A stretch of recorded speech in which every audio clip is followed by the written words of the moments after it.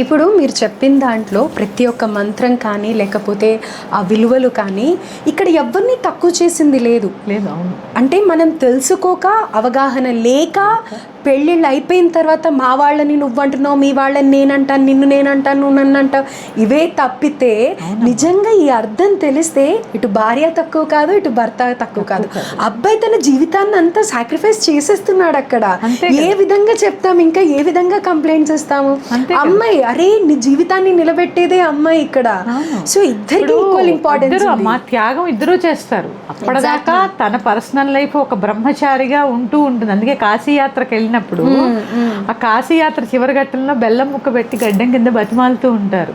అమ్మాయి కోసం కాశీ నుంచి నేను వెనక్కి వచ్చి నీ చెల్లినో అక్కనో పెళ్లి చేసుకుంటానని చెప్తూ ఉంటారు. ఆ త్యాగమేగా తన యొక్క దాన్ని ఏమంటారు, విద్యా బ్రహ్మచర్యాన్ని, ఆ విద్యని అక్కడతో ఆపి తన భార్య కోసం వెనక్కి వచ్చాడుగా.